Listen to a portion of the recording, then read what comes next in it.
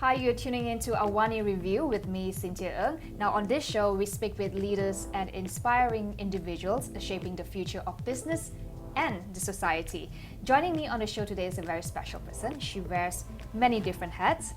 She heads a large multinational asset management firm in Malaysia. At the same time, she oversees a non-profit dedicated to rescuing surplus food, and distributing them to those who need it the most. I'd like to welcome Angelia Chin Sharpe. Thank you. Thank you for coming to the show. Angelia is the CEO and country head for BNP Paribas Asset Management Malaysia, and she's also the president and founding committee of the Lost Food Project.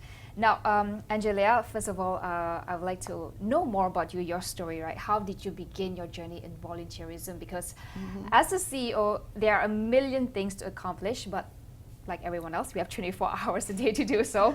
So why did you feel it was important for you to be involved in a community through the Lost Food Project? I have to say, my interest in contributing to community starts from my family. I think that comes from my mum. My mum has been very active in terms of working with communities through YWCA in Ipoh. So while I was young, I also sometimes follow her, in terms of her social work. And as I grew up as well, even as a student in university and in college, I'm also very much involved in those kind of social community work. So the Lost Food Project came about actually by chance. That's how I met our founder, Suzanne Mooney, in school. Our children go to the same school. Right. And she was like, Angel, I want to start this thing, and because there's so much we can do. And she said, would you like to join me? And that's how it all started. In fact, when we started our kind of organization, it was called PINK. It was attracting, parents who have interest to do community work to come together in this organization to do something. So the first project we did was actually the Lost Tower project. I'm not sure whether you heard about that. Because at that time it was to support the Chin Myanmar refugees. Correct, yeah. And at that time, as you know, they actually lost the funding from UNHCR. The idea came about because we also see that a lot of our children in school always misplace towels or they lose their towels, and we say, why not we buy a few sewing machines and empower these women, teach them skills. In the meantime, sell towels embroidered with their children's names so they don't lose towels anymore. And the net profit from the sale of this towel goes to support the Chin Myanmar refugees. So how did that evolve to food rescue? So food rescue came again from Suzanne. Suzanne's always very enterprising. So Suzanne was in a grocer, and she was like puzzled to see this worker chopping away bananas, and she thought they were going to make juice, and then they said, no, we're going to throw them away because you're not going to buy them. Then she was like, oh, that's not so good. So she started to come back in and had this conversation with us and say, we could do more with all this food that they're throwing away in grocers. And that's basically how it all started, and the rest is history, as you know, in terms of how much food we have saved today. And how much meals that we have contributed to our community because of what we have done. So let's talk about some of the work that the Lost Food Project has done over the past 5 years. From what you have described, is basically taking all these surplus food, nutritious surplus food, I might add, that would otherwise end up in the landfill, and then from this food to distribute them to the people who need it most, right? Who are these people that need food the most in Malaysia? Yeah, we do not discriminate. So we supply, as you know, to PPR projects. We also supply to 50 over charities, and these charities come from the Women's Aid Organization, to Children's Home, to Old Folks Home, to people living with disability, as well as communities where they are basically B40. So like I say, we have more than 50 charities that we have onboarded. Plus 2 to 3 PPR housing that's benefiting from what we are doing. And how many meals have been provided through the Lost Food Project? Yes, since we started about 5 years ago, we have saved about 1.5 million kilograms of food. That equates to almost 4.5 million meals. And in terms of greenhouse gas that we have prevented from emitting into our environment that equates to almost 4 million kilograms of greenhouse gas from being prevented from being emitted into the environment. So you can see it's a very simple equation of not just collecting food that would have been thrown away, but also what we are doing to our environment. Let's talk about some of the partnerships that you have. I understand that early on, 5 years ago, you started working with a supermarket. Yes. And now you have managed to get a lot of corporations on board. Tell us about that relationship and how do you grow that relationship so that more corporations want to join? When we started, it was all volunteers. But through word of mouth, people kind of heard about what we are doing and they thought it was amazing. And like I say, we started with a grocer, and that's actually Jason's at the Bangsa Shopping Centre. And through word of mouth and what we were doing, and we realized that we are actually having a positive impact to many communities and we could basically do more, and we had more volunteers signing up. So we started approaching other grocers as well. And also through like word of mouth, Facebook, people also seeing that, I have breads that I cannot sell, I would like to contribute. They started contacting us on Facebook. And then we also have fruit sellers who say, I've got a lot of fruits that, fruits also have a shelf life. Talk about large organization. We have Unilever, we have Campbell's, we have Nestle's who come on board with us. And I think with organization like these, transparency, good corporate governance is very important. And when we started this organization, that was very key to what we want to do in setting up our organization to ensure we have good corporate governance as well as transparency in what we do. And I think, and also we start, like I say, how we have this statistics is from the beginning. When we started collecting the food, we weigh them before they go onto our truck. So we actually know in terms of data and statistics how much we actually collect daily from the work that we do. And all the statistics when we compile, we are able to also show it to our stakeholders and our partners. And also we are also very transparent in terms of where this food actually go to.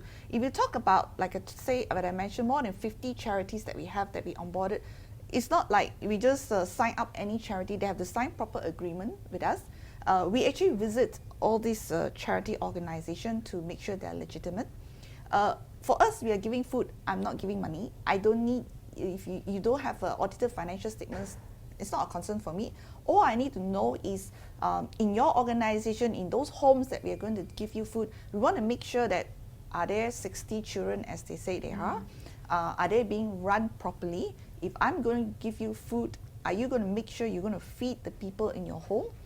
We don't want to see a Campbell's soup being sold online later. I think that's not what we want. So with our food partners, we have agreement in place in terms of how we are going to distribute their food. With our charity beneficiary, including the PPR project, we also have agreement in place in terms of how they are going to consume the food that we're going to give to them and how they will be distributed. So we want to make sure the whole process, there is transparency in terms of where all this is going. So I think that really helps when we are engaging with large corporations as well as businesses. All right. It's no point setting up another NGO, okay? Too many NGOs is not helping a cause as well. If there's a good NGO that's already set up, which is the good corporate governance and transparency, it's better to support that organization to ensure there's one center that's going to be the center to collect and then one center of distribution so that there's no wastages, no duplication, and we ensure the most efficient use of resources to make sure we reach the intended people and intended target, right? Yeah. Now, Angelia, I'd like to talk a bit about what's happening in the world today, which is the pandemic, right? Yeah. Non-profits are no exception to the disruption caused by the pandemic. I'd like to know how was Lost Food Project impacted by the pandemic and then the lockdown that happened for a couple of months? Yeah. In fact, when the lockdown happened, the first thing of my concern was the safety of our volunteers and our staff. In fact, I was the one, to be really honest, to say maybe we should stop for a week and just see how things are. And most important is I do not want any of our staff to be infected because we are still trying to understand what is this COVID-19 and what it can do. But in fact, our staff, which really surprised me, was saying, no, Angelia, we need to continue. We are receiving phone calls. People are very dire. There are people out of job who has no income, because some people are living on part-time income. So, the minute they can't go to work, that means they have no income to feed their family. So they actually say, and they actually told me, no, Angel, we are going to continue. Okay. Then I said, you can't go to Pasar Borong because it's a red zone. And how are you going to continue? Honestly, they amazed me. Okay, they really amazed me in terms of their passion to want to continue to make sure that we can continue to feed who we can.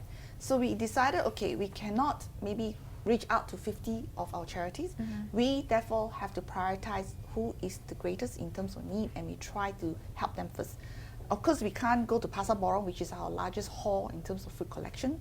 And we can't go to grocers. Grocers are also closed. Yep. Everything is closed. So what are we going to do? So you managed that? We did a donation drive. We went around with Facebook, and we went around with donation drive, and we WhatsApp everybody. The passion and the compassion of Malaysians are amazing. We raised so much money, I could not even imagine.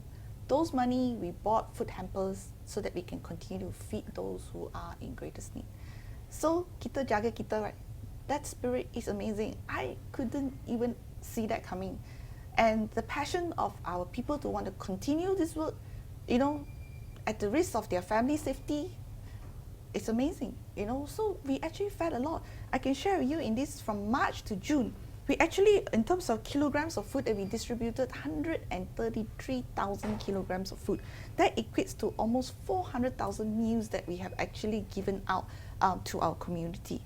Okay, if you talk about, I'm not sure whether carbon footprint are right, because we actually bought a lot of that food, but that equates to 250,000 kilograms of carbon. But the amazing, let's focus on the meals that we are able to continue from March to June. That was almost 400,000 meals from the generosity of Malaysians and corporates who work with us. And we also had, you know, restaurants who suddenly couldn't open restaurants because it was a lockdown, but they have food in refrigerations that needs to be consumed.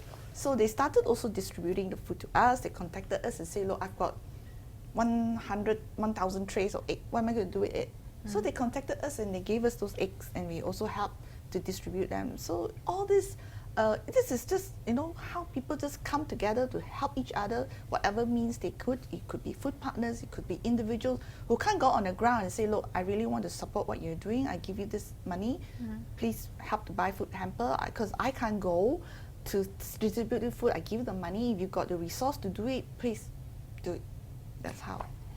In terms of the person that you serve, right, the people that need the food the most, has there been any difference compared to before the MCO, before the pandemic, and right now? Do you see more vulnerable communities? I think obviously if you look at the PPR housing, I think even the government has visited some of them, and you hear the stories of some of these individuals or family in this housing. As you can see, they are impacted because some are out of jobs.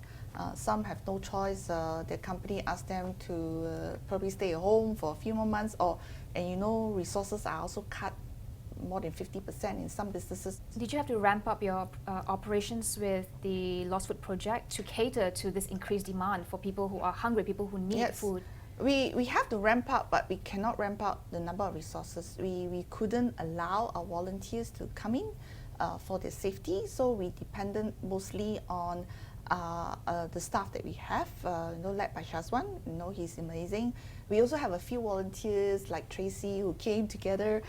They have set up a little subcommittee to do the fundraising, and then we have people calling us, I'm going to give you this pallet of food, how are you going to distribute? So we have to set up subcommittees on, you know, doing the allocation or distribution, and then we rely on our drivers like Krishna and Ramesh, who helps us with the distribution of this food. So we definitely need to do more, because there were certainly more people who wants to help to provide us the food. But then we couldn't have more volunteers on the ground because of their safety, as you know. How do you ensure sustainability of the Lost Food Project? Because non-profit are dependent on the generosity of others, of corporations, and right now corporations are focused on survival, right? Yep. So what's the conversation, you know, when you go out and meet corporation CEOs, you know, telling them, hey, can you please join us, be our partner? What are they saying? I feel that there are still organizations that have foundations in place. that can continue, that we can tap on their foundations to support the good work that we are doing. There are many companies that have CSR initiatives in place. Like I say, it's no point starting your own initiatives. Why don't you support organizations that have already put in place the structure and operations to do the good and the impact, whether environment or community? If there is a right organization for your company to support, then I think you should support those organizations because they have already put in place the process to continue to help with our community.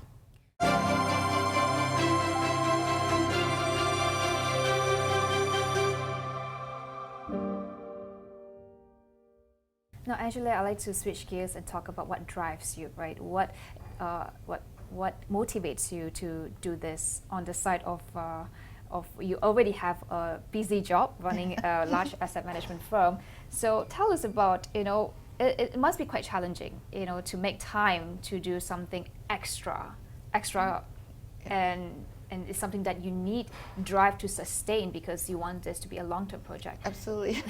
Tell us about that journey. What drives you? I think for anybody, I mean, I speak for myself obviously, is that you must have a purpose in your life, right? Work is not just the only purpose in your life. I am a mother. I have 2 young children. I am, as you say, a CEO of BNP Paribas Asset Management. My staff also looks at me in terms of my leadership. And on top of that, but there's also community we need to serve. It is not easy. You really need to balance your time. Like I said, I have 2 young children. They're not teenagers, so they also need a lot of my time. But I think importantly is the support that surrounds you. And also, if you go on the ground and the work that you do and the lives that you impact, it's very difficult for you to say no and stop because you actually are impacting a lot of people. Well, like I said, I used to do the collection. I used to drive and distribute the food. Of course, now we are running like 9 to 5. It's difficult for me to do that, but we have people that are doing that now. But if you look at the reports in terms of the communities, and I also have done distribution in PPR before, and you look at the people that needs your help, I think if everybody does spend 1 hour, 2 hours or a day, and you can have a positive impact, the whole organization can run. Like I said, when we started, only volunteers because I got no money to hire anybody. The first large donor that came to us, the first thing that we bought with this large donation was a 5-ton refrigerated truck. Because that was most important, because with a 5-ton refrigerated truck, at least I can collect more food and distribute more. But of course, we can't drive a 5-ton truck. So then we started collecting money and we hired a driver first, because that was my first hire in terms of employee. But of course, it has reached a scale where we need professionalism within the organization for us to be more efficient in the way we operate, and that's why we have grown in terms of the number of staff that we have. Is there a supportive ecosystem within the workplace to encourage employees to do volunteerism? Absolutely. I think at BNP Paribas, we have this 1 million hour leave where we are encouraging staff to actually take a 1-day CSR leave. We call it a CSR leave, where employees can take this day off and do any community work that they are passionate about. Okay, anything that you want to do, it can be mentoring, it can be going out to clean the beach or clean our street, or you want to teach children, or what I'm doing. We encourage staff to have this spirit of community care, and we're encouraging staff to do that. And if staff who has no organization to go through, in our organization in Malaysia, we have a CSR committee. So we are setting up also a platform where if you don't have an organization you go to or you're supporting at the moment, we are creating a platform where you can be part of this, and we are creating time for you to take off to support the causes that we are passionate about. Tell us about the culture of BNP Paribas and why bottom line is important, but that is not the end all or be all. There's more to what it espouses as a company. Okay, I'll speak more for BNP Paribas Asset Management. Sure. Okay, because I'm the CEO for BNP Paribas Asset Management. And if you have read about what we do at BNP Paribas Asset Management, we integrate ESG in our investment. E is the environmental, S is the social, and G is the governance. Like I say, because we manage money, it's very important that we see that integrating ESG will ensure that the long-term sustainability of the investment is there. We want to be future makers. We don't want just to be future takers. Okay, future makers are people who wants to make an impact through the work that we do. We see ourselves as responsible investor. In the investments that we are investing for our clients' future, we want to make sure we do that responsibly, not just to make sure you make money, but responsibly in the sense that the company that we invest in are the companies that's going to drive the future of our planet. When we analyze a company, we just don't look at the financial qualitative of the organization. So we also look at, does this company support child labor? Does this company abuse human labor? Does this company goes into corruption? Is there a governance issue in the company? Does this company cuts out the whole tree just so that they can be doing a profitable business at the expense of the forest? So if they tick all these boxes, then we are not going to be investing in this company. But we are very passionate about our stewardship and our engagement. So like I say, it's not exclusion or you don't take these boxes, I'm not going to invest in your company. But we also need to help many companies, especially in emerging economies. We have a new coal policy. Our new coal policy actually basically says that if you actually emit a certain kilogram of CO2 into the environment, then we actually cannot be investing in your company. But in emerging countries, even in Malaysia, especially when we talk about utility companies like your electricity companies, a lot of these electrical companies are still coal-dependent, right? But these are actually very bad for the environment. But to ask them to cut coal immediately, that's not going to happen, because it's the cheapest way to fuel their own country in terms of the electricity. But we have to engage with them that that's not going to be the future. To encourage companies to take a longer term view in results and to impact positively to the world, and not just look at your quarterly reports. For us, we see this as also a risk mitigation, right? I'd like to touch on leadership, right? If you talk about the Lost Food Project, it is the backbone of the Lost Food Project is really the dedicated volunteers that you have. What are some of the similarities in leading a team at BNB Paribas Asset Management and then leading a team, a non-profit such as the Lost Food Project? I think when you talk about similarity, for me, it's the strategy. Every leader must be able to provide leadership in terms of a discussion, because especially when we talk about, of course, with an organization like BNP Paribas, we have set goals, set agenda, and we know what we need to achieve. And for me, is to build that strategy aligning to our organization. But with an NGO, it's different, because you are actually working with volunteers. They all come with their own ideals, and they also come with different backgrounds. And you can't, working with volunteers, they're all passionate, but then you need to make sure everybody is aligned, not everybody's going off tangent. So I think part of that leadership is to be able to provide that guidance while they are going to be, I would say, they're going to be positive collaboration from the talents that we have within the volunteers that we have. So putting all these ideas from the different talents that we have who are volunteering at the Lost Food Project is important, and this is where we are today in terms of what we achieve. Is there more that you hope to achieve? From the Lost Food or BNP? Personally? Well, I think the next thing I hope to achieve is to, I think importantly is my kids now. Like I say, they are young. It is very challenging today in terms of the exposure that we have. It's unlike how maybe I'm older than you, how we grow up. We have not so much distraction. I think a lot of this distraction in the real world can be dangerous, but it can also be positive. But I think how we are going to lead the young to understand the difference and to make the wise and the good choice for themselves. I think that's very important. I think the other thing probably I want to speak to also what we do in terms of mentoring and what we've done with Dignity for Children, foundation. Like I say, even this time when you cannot be on the ground, there are opportunities that we can continue to mentor, especially the young. Like how we're working with Dignity for Children. These are children coming from refugee family and from underprivileged family, but you cannot expect them to continue the life of where their parents or their grandparents come from. You hope that they will have a better life in the future. And I think each one of us have a role to play in that mentoring to make sure that we are bringing the younger generation out to have a better life for themselves.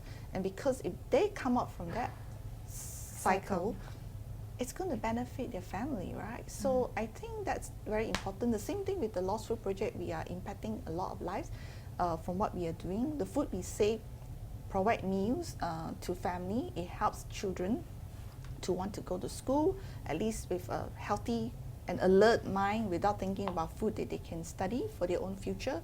And it also helps to take away the food costs from their family and their table. The burden. Yes, and they can then use that money maybe to channel it to other needs, like buying books or installing internet on their house, which is important, especially given this time, the technology. Right. So they all comes in different areas, and I think all of us have a role to play. I honestly feel that it's up to you. Like I say, if you cannot commit one full day, you can commit 1 hour, 2 hours. If everybody commit 1-2 hours, just like what we are talking about, this 1 million hour in our organization, if each employee takes 1 day CSR leave, by the end of the year, we have generated 1 million hours of good hours to our community in whatever you do.